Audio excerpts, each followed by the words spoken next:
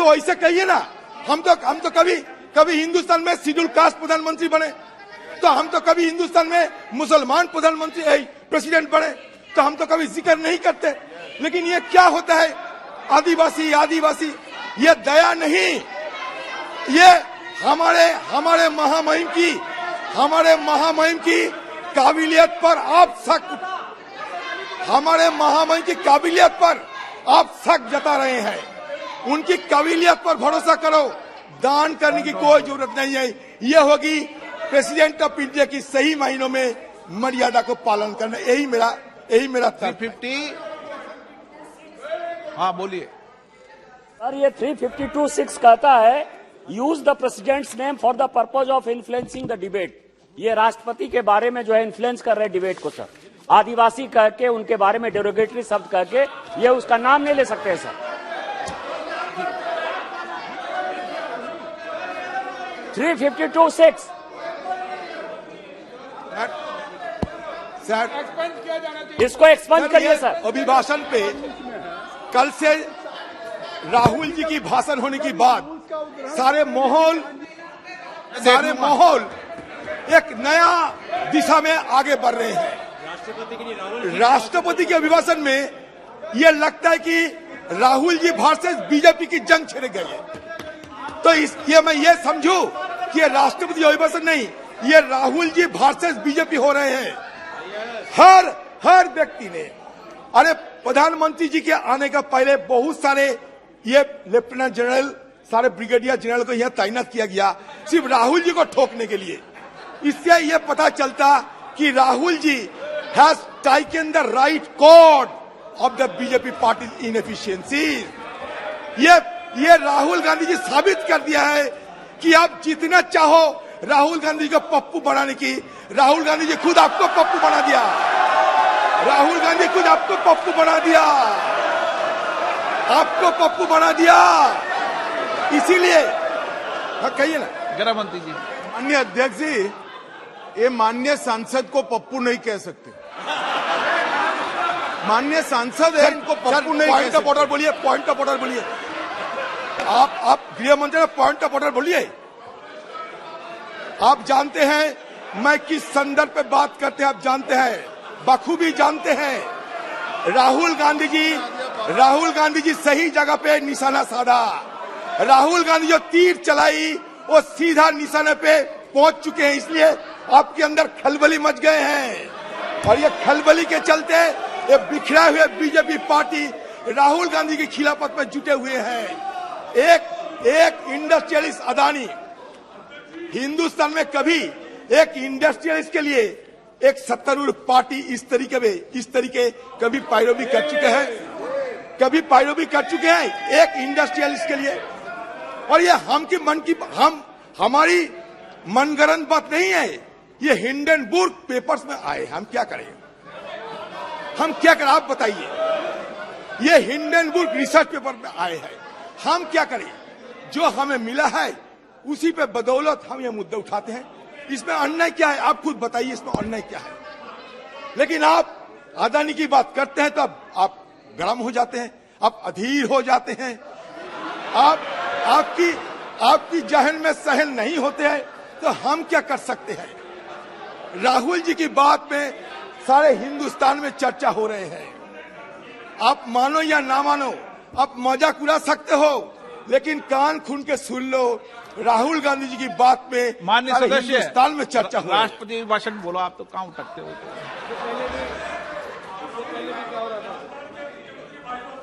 Sir बहुत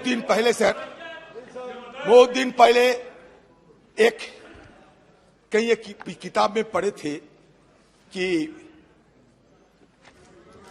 helmet is playing without the prince of dead birth. तो a event without protagonist is being played upon here also. Here it is mentioned in the presidential address that 2047 we have to build a nation which not only embrace its glorious past but also encompasses every golden aspect of modernity. अच्छा sir, हमारी देश में अगर nation बनाना है, आधुनिकरण करना है, तो जवाहरलाल नेहरू की जिक्र के बिना ये हो सकता? बताइए। हमारे देश में 1947 से आजादी के बाद ये नया हिंदुस्तान बनाने की जो प्रक्रिया शुरू हुई है वो आज भी चल रहे हैं, वो अगले दिन भी चलेगी। हिंदुस्तान की अगर आधुनिक हिंदुस्तान बनाने की जो नींव, वो नींव जवाहरलाल नेहरू ने रखे थे। अगर ये आपको यकीन ना करे तो अलग बात है।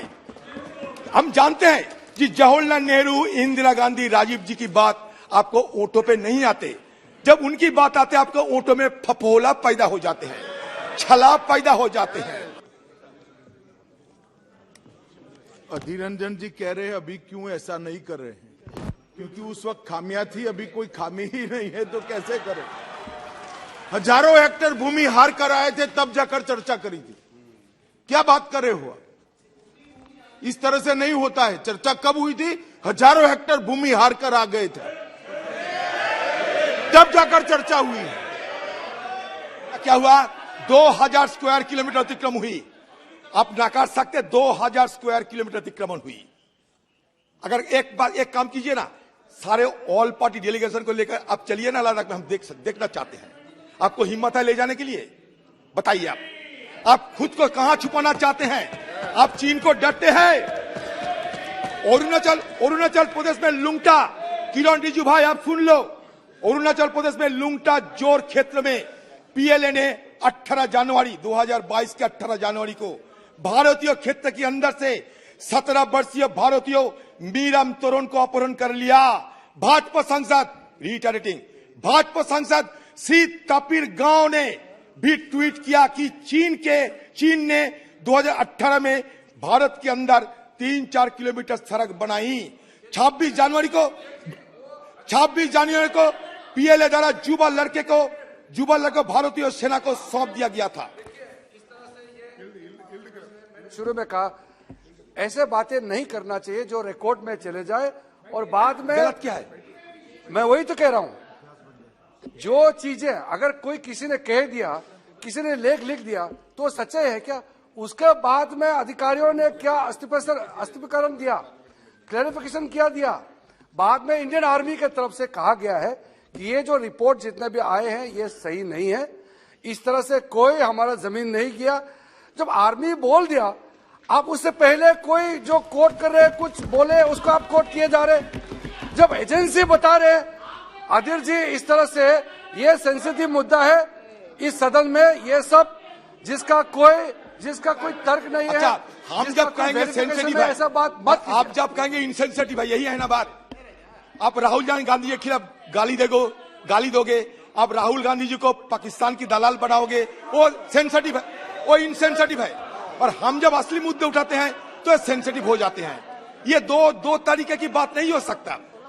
ये 2 तरीके की बात नहीं हो सकता। 2222 मैं बताता हूं, जुलाई में मीडिया द्वारा दिखाई गई नई उपग्रह छवियों से संकेत मिलता है कि डोकलाम में 9 किलोमीटर पूर्व में निर्मित एक चीनी गांव, जहां 2017 में भारतीय और चीनी सेना का आमना सामने हुआ था, अब लगभग हर घर के दरवाजे पर कारों के साथ पूरी तरह से बसा हुआ है।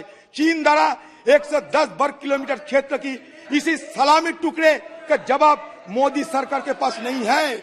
अगस्त में विशेषज्ञों के उपग्रह बताते हैं पीएलए की सतह से हवा में मरने करने वाली मिसाइल साइट डोकलाम के उत्तर में सिर्फ 50 किलोमीटर की दूरी पर भारत, भूटान और चीन में बीच ट्राई जंक्शन सीमा क्षेत्र में मार्च में हो रहे हैं। अधीर जी एक सेकंड, ये पूरी तरह चालू है। माननीय अध्यक्ष जी, अधीर जी को जो बोलना है वो बोल सकते हैं।